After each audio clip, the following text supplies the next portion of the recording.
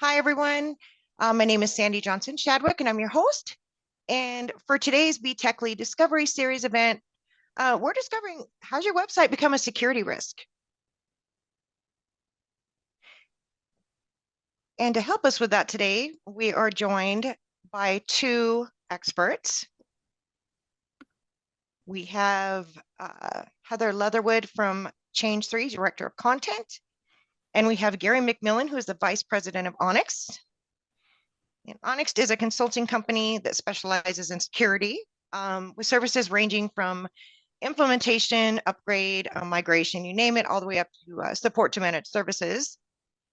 And Heather Leatherwood is the Director of Content for Change3, which is a full service marketing and lead generation agency, assisting partner organizations in crafting successful co-marketing programs to comply with vendor guidelines.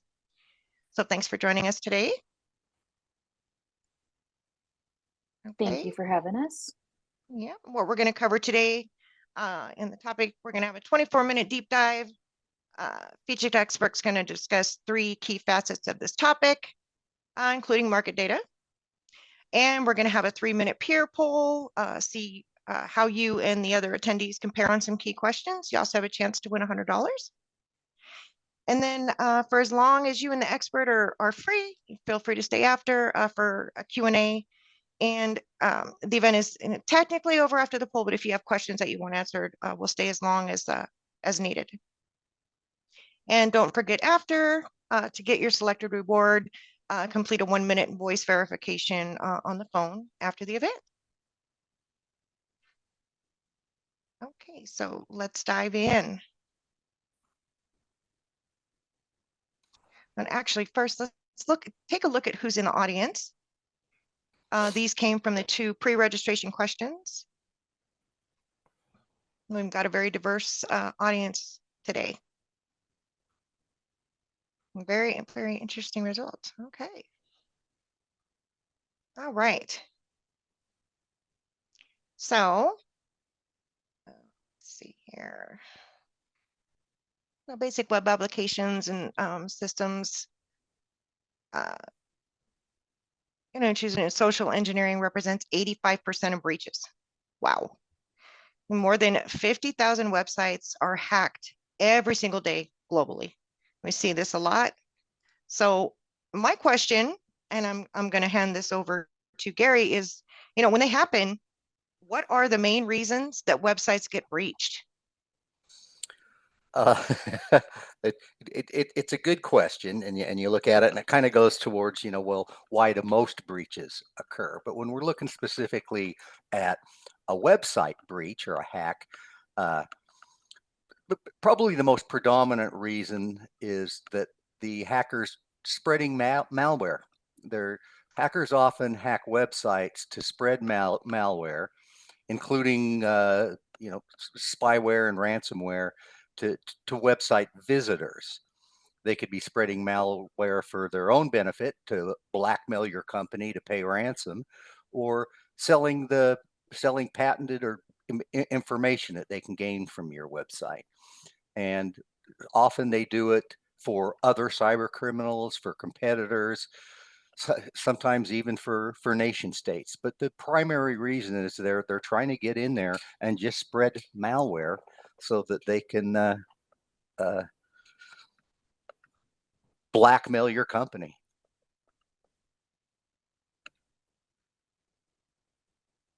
That would be the number one reason.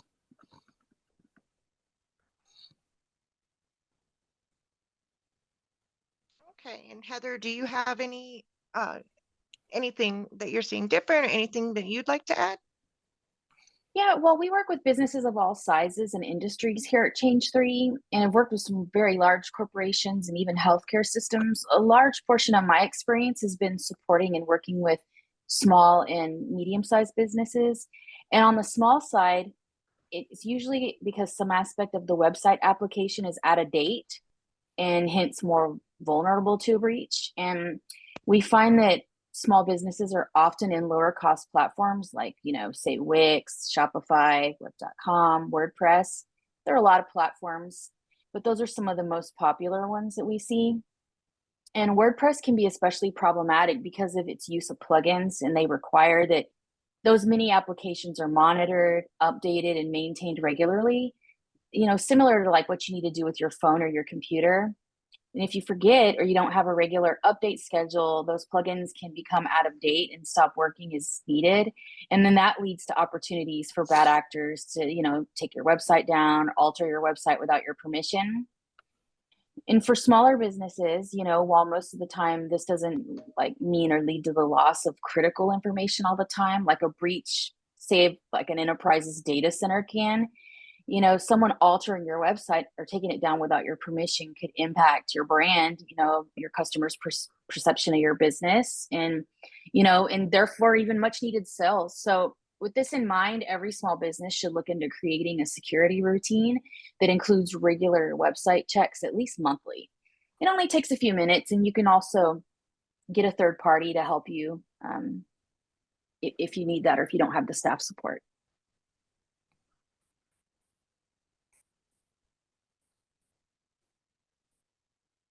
Okay.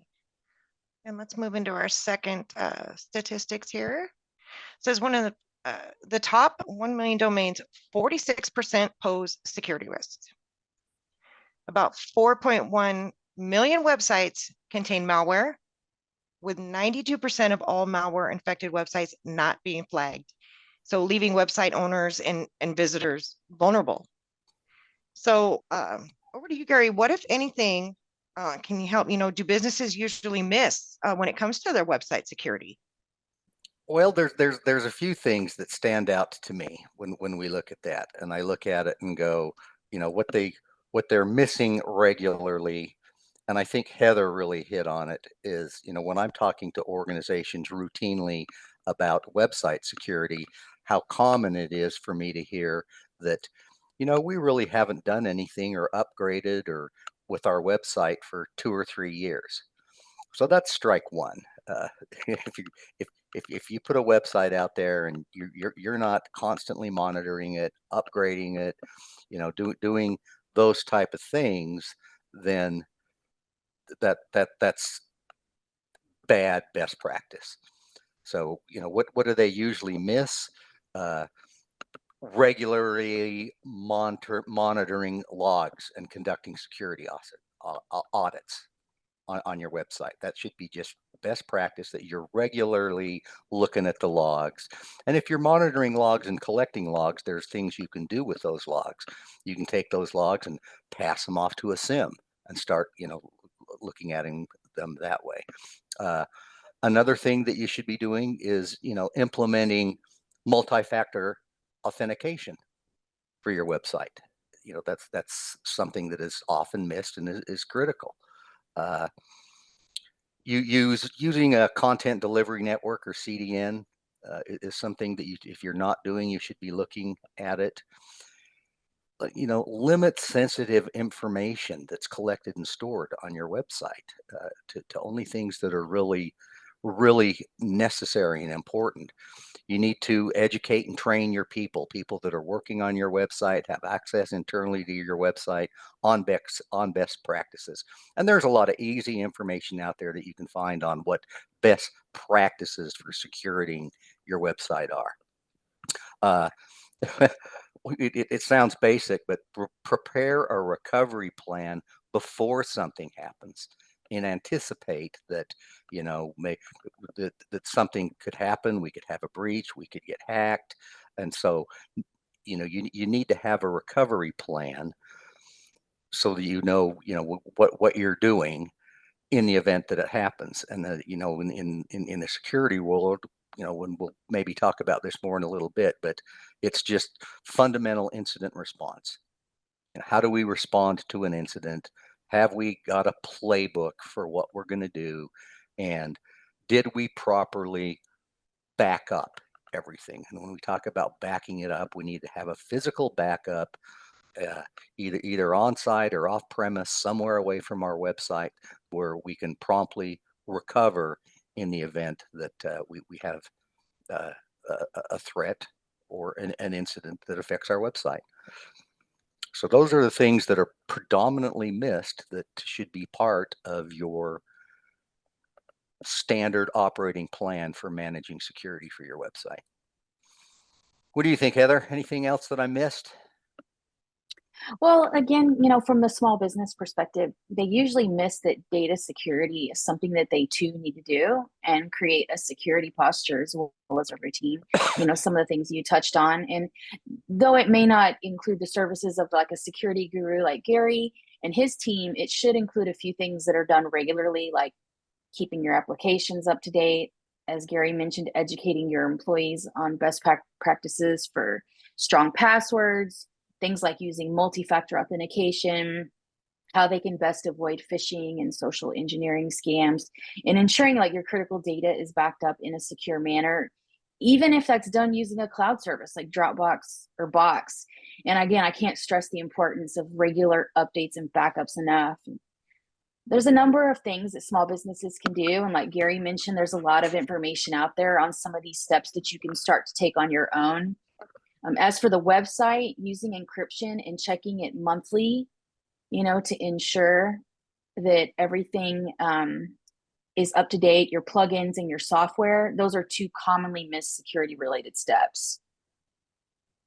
Agreed. So, mm-hmm. Okay, and that's going to take us into our final statistics, obviously, as well as another question. So websites currently experience an average of 94 attacks every day. And 95% of websites run on outdated software with known vulnerabilities. So Gary, how should businesses update their current security and website management strategies and involve these new website related threats? Well, there's a few things that what you need to be doing. A website needs an SSL certificate in order to keep data secure. The SSL certificate verifies ownership of the website. It helps prevent attackers from creating a fake version of your site.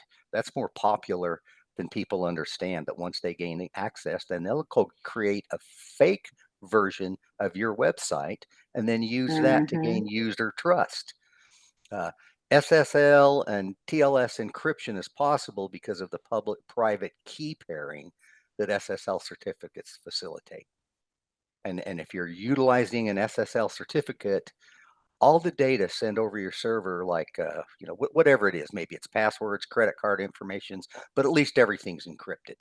So that's one of the most important things you need to be doing if you're not, and that you have a proper website type firewall. And there's a number, again, that's really easy. You can Google that, website firewalls. I could name some off, but I try to avoid plug-in specific companies in this type of a call or an environment, but I've used a few of them. They're easy. There's services. There's just a good website firewall is very important.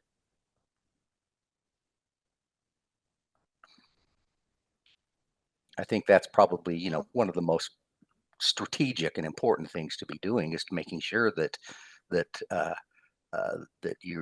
that data is encrypted, so that when you're like passing passwords or credit card information, that all that information is properly encrypted. Yeah, and a lot of times whenever people are, looking to visit your website, whether they're making a purchase or not, it'll alert them if it's not secure, and then that's also kind of a deterrent. So Yeah, it's time when you close that browser and forget putting in your credit card. All right. All right. Well, Gary, Heather, thank you so much for walking us through this topic. Now we'd like to hear from you in the audience. Please take the peer poll for a chance to win $100. It's going to pop up on your screen.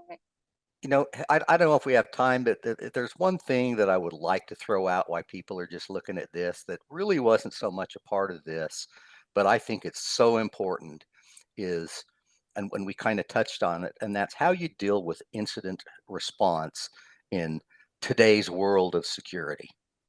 And it's just become a lot more formal and a lot more regulated than it used to be. And you need to have a proper incident response plan in place so that if your website gets hacked, you need to know exactly what you're doing, because you're now going to be regulated by federal agencies, state and local agencies. And if you make a mistake and you don't report properly and you do things in the wrong order, you're going to be looking at horrendous fines, $100,000, $500,000 fines for not having the proper incident response protocols that are now required by law in place.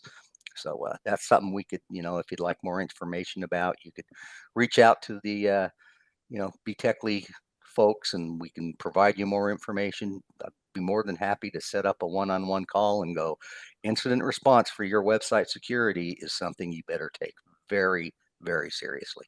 I'll shut up now.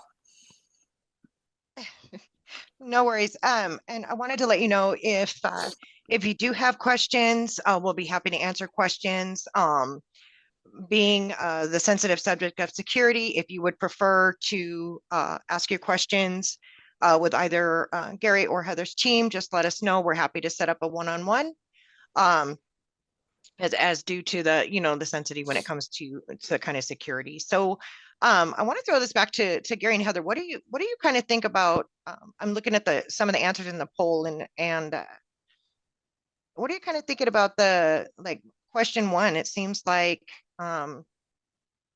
limited staff seems to be the top That would be answer at the coming top in. of the list for me, and it's not Oh that, yeah. and I would say that's not just limited to website security. That's security across the board, and it's because website security or whatever, it's a full-time job, and there's a very limited security talent out there. If you even have the budget to hire them, you can't find them. And so if you're trying to utilize, your internal staff and turn them into security engineers and analysts, that's a real challenge. So that's one of the reasons I always look at it, and, without drilling into the weeds, but utilizing a managed service provider for your website security. And again, there's some really good ones out there. And my experience is that it's a lot less expensive to use a MSSP than to try to hire somebody. About half the cost of what a good architect or engineer would cost you annually, you can use an MSSP and offload that to them. So it's worth consideration. Okay. Yeah, getting some help, outside help is always recommended, and working with a reliable hosting provider, because a good hosting provider is going to call things out to your attention, like having encryption and SSL certification. They're going to bring those kind of things to your attention, and they're going to be doing maintenance and things that will help.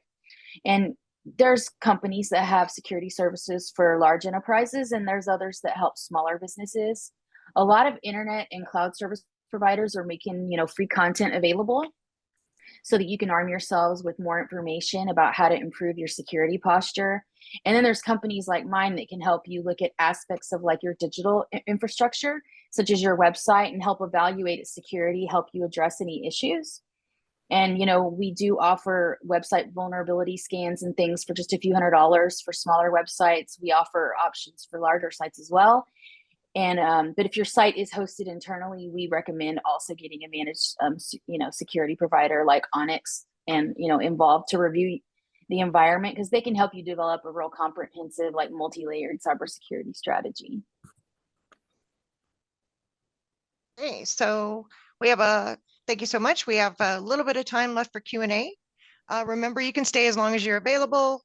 Heather and Gary have agreed to stay, for an additional 10 to 15 minutes to answer as many of your questions as they can. If you do need to leave, please be sure to take the call from the connections team to complete your 1-minute verification so that we can send your reward. And see, it looks like the first question that I'm seeing is, and I think you touched on this. Gary, so I have an SSL certificate, so why do I need this? Well, and we did kind of touch on that, and the main reason, if you've got one, and you make sure that it's current, but the certificate, you need it in order to keep the user data secure. That's the primary. You want to keep the user data secure and verify ownership of that website. Again, to prevent an attacker from creating a fake version of your site and trying to gain your users' trust at a fake site. And what that SSL certificate is doing is, it's encrypting sensitive data, passwords, credit cards, or anything else that's flowing into that website. Is the SSL certificate is encrypting it. So that's really why the SSL certificate is needed and why it's so important. Yeah, you're at a much higher risk of your data being stolen without it. So without that encryption layer. It's SSL or TLS, either one, but yeah, Mhm. that data has got to be encrypted. Okay, and I think this is case social. If your website is view only, is your risk low?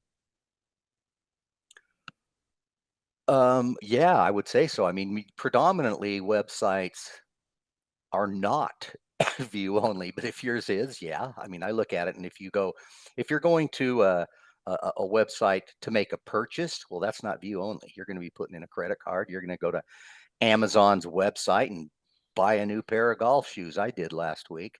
Uh, so you're putting in that type of information. Now, if you are not selling product over your website, there are other things that you could be doing, like going, hey, you can go to my website and there's a bunch of PDFs you can download. There's white papers. There's all these type of things. So that's not view only. These people are downloading stuff, and that's the type of thing that a hacker is going to try to find a way to get malware attached to those type of things, so that when someone comes to your website and goes, wow, I'd really like to read this white paper, there's an executable attached to it that you didn't even know about it because the hacker put it there. So again, that's why that type of stuff's important. If it's 100% view only, you're clearly at a much, much lesser risk than people buying or downloading things from your website. Okay, we have another question. And I was kind of curious too, isn't website security my host responsibility? Boy, is that okay. A What you loaded really question. need to know, what you really need to know here is that your hosting company, I don't care if it's American Eagle, GoDaddy, I don't care who it is, they are not liable. They are not liable for your information when your website is hacked. Their security interests begin and end with their infrastructure that they provide, not the safety But a good of one your should call website. out things like your need for encryption from the Oh start. yeah, So yeah, they I know should, we do but at Change 3. Yeah. yeah, they do. But at the end But of the not all of day, them you're do. responsible. You're Yeah. responsible, and if your website gets hacked, and a Yeah. regulatory agency or literally the local cybersecurity office of the FBI, they're not going to go. They're not going to hold any third party responsible. They are going to hold you responsible, and you alone. Okay. Okay, I think there might have been one more in here. You might have just covered it, but it was, how about using a vendor to host your website? It's a great idea. I mean, I just think it's a wonderful thing to do, but it kind of goes back to what we just said.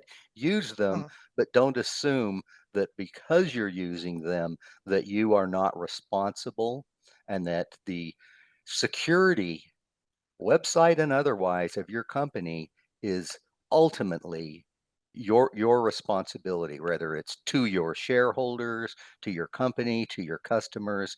The buck stops with you. okay.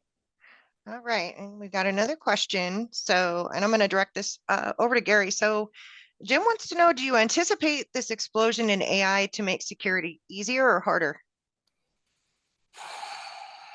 Um, it's kind of a new, it's new, but it's not really new. And I'm getting into AI a little bit more, and there's some good quality AI out there. And the truth of it is, I think it's going to be huge and bring a tremendous amount of benefit to the world of security. The things that AI can do on the fly are pretty impressive. You know, when you look at, you know, some of the AI solutions that I'm looking at in the security space, what some of these AI scans can do globally, and go out and look across articles and information and known threats. The AI tools can do literally in seconds what used to take weeks, if not months. So yeah, with the proliferation of that, the time to respond, the depth of what we can identify and see is just exponentially increased. So yeah, I'm pretty excited about it. But you got to be careful. Some of these AI tools come back with stuff that isn't always exactly 100% accurate. So, but there are some good ones out there. I could name them, but not in the public forum. But they are the ones I'm playing with. I'm pretty impressed with. Okay, so it looks like we have time for one more question. Remember, if you have unanswered questions, we weren't able to answer them here, and you want to have a one-on-one with either Heather or Gary's team, please contact the BeTechly Connections Group to coordinate. It is free as part of our complimentary Expert Connect service. So, okay. So I don't know if I got these in order, and if I didn't, I do apologize. So how do you get the specifics of what your vendor is doing to protect your data as they host the data and website? Well, if you're talking about the hosting company, predominantly what I see in the hosting companies that I'm dealing with, uh, that's that's laid out in the agreement that you have with them. You know, yeah, it's an Yeah, it ugly should agreement. be. It should be there in black and white. I realize it's a pain and it's 45 pages long, but they do a very good job of and they do it because they're concerned about this as well, and they've got lawyers on their side of the fence in their company that are going, you better spell this out, and it needs to be in our agreement, so that in the event there is any miscommunication or misunderstanding, that we have something to fall back on and go, we laid out what we're doing, what our service is, what we're providing, what you're responsible for, and what we're responsible for. And if you're not seeing that, don't hesitate to ask for it.